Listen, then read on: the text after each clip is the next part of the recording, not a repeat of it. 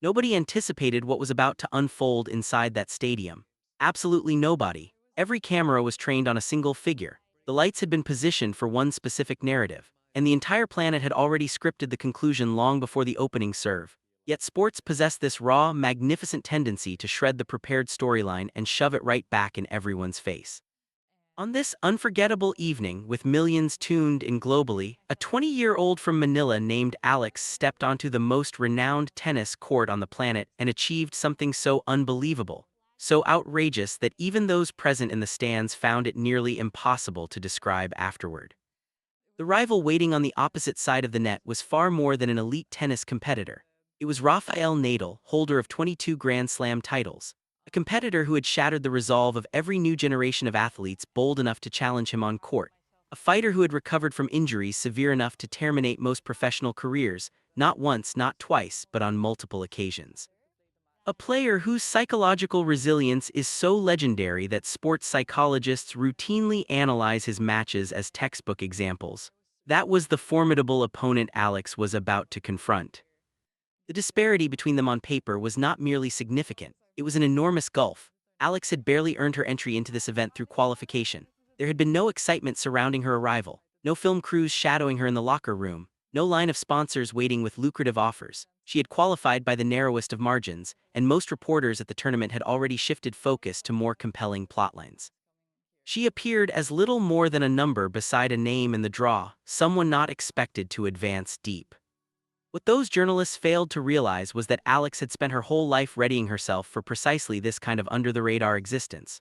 Raised in Manila, she honed her skills on worn-out courts split down the center from prolonged exposure to intense heat and flooding. She continued training right through typhoon season because improvement does not wait for perfect conditions. She once spent 6 months sleeping on a friend's couch in Europe simply because it was the only affordable option to collaborate with a coach who saw genuine promise in her. She had been turned away from academies across the continent since her ranking was insufficient, her name lacked recognition, and her background was not considered commercially appealing enough. Every closed door she noted carefully. She retained every polite refusal, every dismissive email, every instance when a more prominent player passed her in a corridor without acknowledgement. She harbored no bitterness. Instead, she was constructing her foundation. When the draw was released and her name appeared beside Nadal's, she did not feel fear. She smiled, the very same smile she had carried for years, the expression that only resonates with those who have faced doubt so frequently that it no longer shocks them. The opening set unfolded exactly as the majority had predicted. Nadal began dominating at once. He targeted her backhand relentlessly, as he does against all opponents because that powerful topspin aimed at the vulnerable side has dismantled top players for 20 years. He dragged her out wide. He forced her toward the net. He challenged her movement with precisely placed drop shots that appeared machine-calculated. For the initial 5 games, it seemed the expected storyline would prevail. Nadal held command. The audience supported him. Spanish flags waved prominently. Commentators were already describing the contest as an honorable yet foreseeable result. Yet one crucial observation went unnoticed in those early stages, the detail that renders the entire tale so captivating. Whenever Nadal landed a winner, whenever he compelled an error, whenever a point went against her, Alex refused to stare down at her shoes as players often do when tension builds. Instead, she glanced at her racket strings, refined her grip, and smiled. Not a forced smile to project calm, but a perceptive one. The type that conveyed, "I understand your strategy completely, and I am already anticipating several moves beyond it." She was analyzing him thoroughly, gathering data instantly, interpreting his tendencies like a chess master dissecting an opening sequence. Nadal, for his part, did not detect it initially. Why would he? He had confronted the world's finest for 2 decades, and none had ever truly broken him. Why would this 20-year-old from Manila prove any different? The response arrived at 4 games all in the first set. Deuce on Nadal's service game. A single point destined to be replayed countless times online, making the original clip almost impossible to locate. Nadal delivered a drop shot, flawlessly executed short, with subtle backspin intended to make it expire near the surface. It was the sort of stroke meant to force an opponent to surrender the point before even attempting pursuit, because recognition usually comes too late. Alex sprinted. And this was no casual jog hopping for fortune. She dashed forward as if she had foreseen the shot before Nadal even swung. She arrived 2 inches from the net and executed a lob so elevated and perfectly calibrated that it seemed suspended in the air for an eternity. Nadal turned away. He stopped tracking it because the trajectory suggested it would land out. It did not. The ball touched down precisely on the baseline, forcing Nadal into a frantic scramble. He reached it and launched a desperate overhead smash. Alex had already positioned herself. She moved inside the baseline, met the ball on the rise, and unleashed a cross-court winner that Nadal could not even attempt to chase. The entire stadium fell into absolute silence, not merely subdued but completely mute, the rare kind that occurs when thousands witness something their minds cannot instantly comprehend. Then gradually, the cameras captured an image the internet has discussed endlessly since. Rafael Nadal, renowned as the most mentally steadfast player of his era, glanced toward his coaching box, displaying an expression never before seen on his face in professional tennis. It was pure bewilderment, not irritation or rage, but genuine confusion. The look of a master who had just observed an event that defied every concept he possessed about the sport he had dedicated his life to perfecting. The second set marked the beginning of the comfortable narrative fracturing. The press, the announcers, and viewers at home all possessed a contingency storyline, promising underdog challenges a legend before accepting a dignified defeat. That was the tale prepared to be published and then overlooked shortly afterward. Alex rejected that role entirely, she claimed the second set. Not due to any breakdown from Nadal or unforced mistakes on his part. She earned it through superior tennis, more intelligent, more accurate, more refined. When the second set tiebreak materialized, with the outcome balanced precariously and Alex trailing 5 points to 4 facing a set point against her, she executed a maneuver that coaches will feature in training materials for the coming 20 years. She had identified a subtle pattern in Nadal throughout the encounter, a deeply rooted habit he had depended upon since adolescence, so automatic it had become imperceptible to him, much like one's own accent. On critical receiving points, he shifted fractionally toward his forehand side. Alex noticed, rather than opting for safety by hitting deep and hopping for a mistake, as any logical observer would recommend, she attacked his feet directly. She delivered a low, spinning backhand return that dove sharply and skimmed with such speed that Nadal was forced to lunge like a baseball catcher. His racket frame barely brushed the ball, sending it sailing long. The tiebreak concluded. The second set belonged to Alex. The crowd's reaction was one of bewilderment. Half the spectators seemed uncertain whom to support. They had arrived anticipating one type of experience and received something far greater and more profound. Nadal examined the scoreboard and shook his head, not from fury or self-reproach, but in something resembling awe. This was the man who had defeated Novak Djokovic in 5-set finals, who had overcome Roger Federer during his prime, and who had returned from a potentially career-ending foot injury to capture another major. Nothing had ever defeated him. Yet here stood a 20-year-old who had raised travel funds through GoFundMe, gazing across the net with total conviction. He sensed it, she had nothing at stake, while he carried the weight of everything to defend. The third set represented more than a mere breakdown. It signified something deeper and lasting.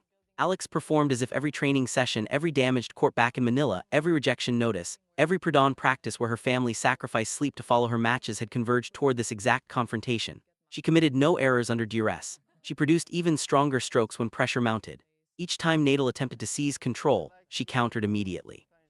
Whenever he reverted to patterns that had succeeded against every other rival worldwide, she possessed the perfect response.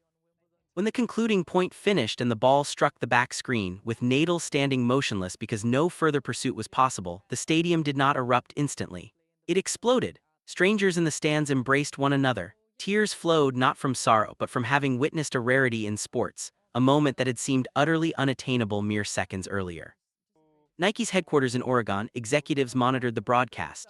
They had prepared a post-match promotion centered on Nadal, traditional, respectful, and easily marketable.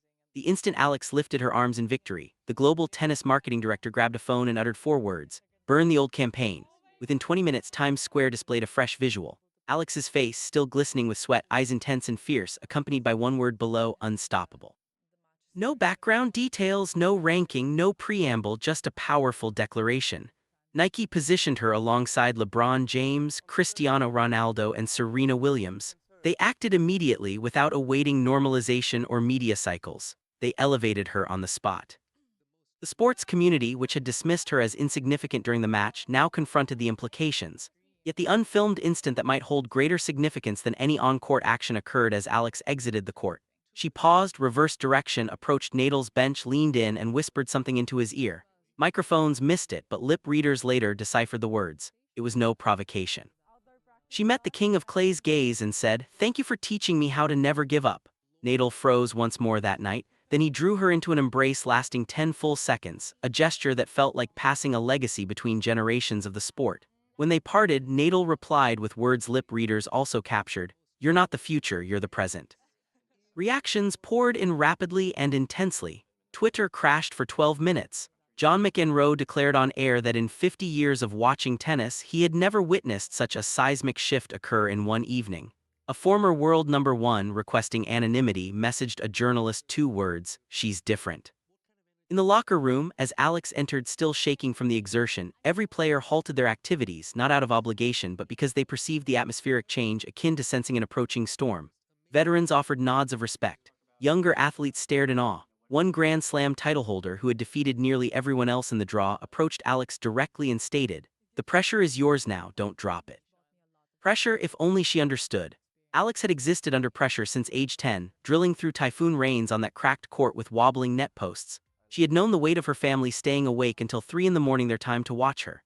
She had carried the burden of realizing a single poor event could terminate her season due to absent financial backing, no academy support, and no affluent sponsor. Skeptics afterward behaved predictably. They unearthed excuses. They claimed Nadal was hampered by injury. They argued he was beyond his peak. They labeled it a fluke, a singular occurrence unlikely to recur. They grasped at any rationale except the evident truth. Alex was simply superior that night, better prepared, more concentrated, and equipped with an unmeasurable quality, the total rejection of any imposed limit. As confetti continued falling, as Nike's promotion launched across countless displays, as journalists drafted their leads, Alex's phone vibrated. An unrecognized number. She opened the message and her expression turned ashen mid-answer. The reporter noticed and inquired if she was all right. She offered no reply because the text was not celebratory. It contained no endorsement proposal. It was an invitation to a private encounter. No spectators, no prize money, no ranking implications, just pure tennis. The named opponent had not competed professionally in 3 years, a figure who had abruptly vanished from the sport at their zenith. No injury explanation, no controversy, no public statement, just absence. One day the tennis world awoke to find that player missing from the draws. The message concluded with 3 words that caused her hand to tremble, "Are you ready?" She placed the phone screen down. The press conference concluded prematurely. She ignored further questions, collected her bag, bypassed her agent without a glance, and secured the locker room door. She reread the message, then did the unexpected. She deleted it, yet every syllable remained etched in her memory. That night the hotel room felt oppressively silent for rest. The trophy rested on the minibar as if intended for another person. Her phone buzzed again, this time a photo rather than text. Grainy black and white security camera image. A solitary figure standing on a tennis court at 3 in the morning. The court was the very one in Manila where Alex had trained as a junior, the one unknown to outsiders. The hooded figure's posture was unmistakable, racket held low, weight balanced on the back foot. She contacted the sole person she trusted fully, Lolo Ben, her childhood coach, an elderly man who still instructed children on that same cracked court in Manila. It was 4 in the morning there, he answered immediately. Before she could explain the reason for her call, he spoke 8 words that halted her breathing. "You saw it too." Alex found herself unable to respond.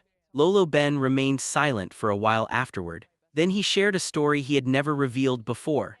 30 years earlier, he had coached another extraordinary talent. Identical footwork, identical intensity, and the same astonishing capacity to read opponents instantly that Alex possessed. That player had disappeared the night before their debut Grand Slam final. No farewell, no clarification, only a handwritten note left behind reading 5 words. "The game is not what you think." Lolo Ben had long presumed something tragic had befallen them, but viewing the photo Alex forwarded, doubt now filled him.